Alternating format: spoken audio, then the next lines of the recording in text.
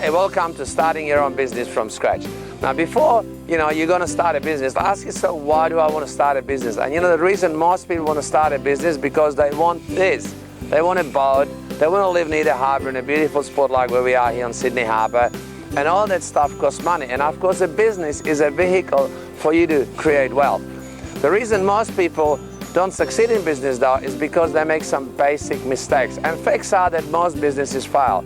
So whilst you start with a dream, you end up with a nightmare. And so what this is about is actually teaching you the steps to get you to your goals and having a successful business. And in business, the most important part is that you got to get customers. And most people never think about the customer part, as it's usually the last thing to actually think about. In a business, the most logical thing is to first of all start out by thinking, who am I going to sell to? Who's going to be my market that I'm going to make money from?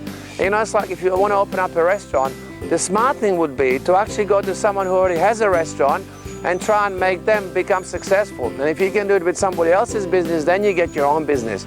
Don't just jump into something and spend a lot of money and then find out that it was harder than what you thought and you don't have the capital and you go under. And most businesses are actually a trap as well. The type of businesses that I've always liked to start is ones that don't need any staff, are easy to do, right, and don't require a lot of overhead, and especially fixed overheads, because fixed overheads are going to kill you.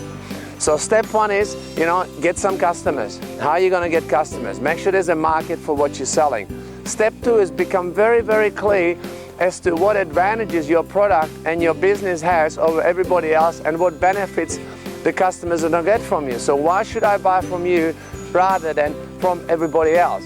So that's really important, understanding what it is about your product, your business, your company that is unique, so that I want to buy it from you rather than from all the other people that are out there.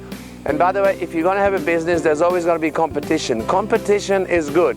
What you got to make sure is that you're better than anybody else, that you're smarter than anybody else, that you're a better marketer, that you can sell your products and services better than anybody else in the market. Not how many people are there in the marketplace. It's like real estate agents, they're everywhere. Some agents make $1 million a year and others make nothing. The difference is not the industry they're in, it's the person and their skill levels and how they run their business. So you got to make sure that you're going to be the best at what you do. The second thing you have to do is you have to make a very specific, clear and measurable goal. How much money do you actually want to make? Right? What is your business going to look like when it's all finished? Are you going to sell out? Are you going to keep it? Are you going to franchise? Are you going to license it? So start with the end goal in mind. So that's step two. Step three is make sure that you actually measure and monitor what you do as you're doing stuff. A lot of stuff you do in business don't work. A lot of marketing doesn't work. But as long as you measure it, then you know what's working, what's not working. You can actually get rid of all the stuff that doesn't work and keep doing the things that actually do keep working.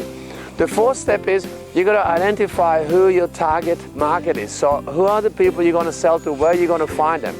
Now, obviously, just because you know who your customers are, they don't know who you are. So then the step five is you got to figure out a strategy to get them to actually come into your business, contact you, get onto your website. So phone your business, walk in. So you got to figure out, how am I going to generate interest from my target market for my product or service? And that could be that they phone your business, they walk in if it's a retail shop, they log on to your website if it's an online business.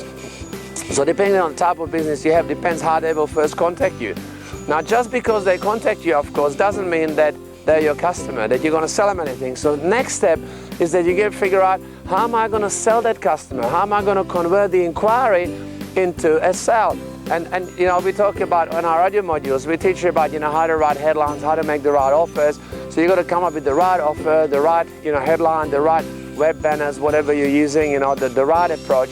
So once you got them, they're calling you, you got to be able to sell them.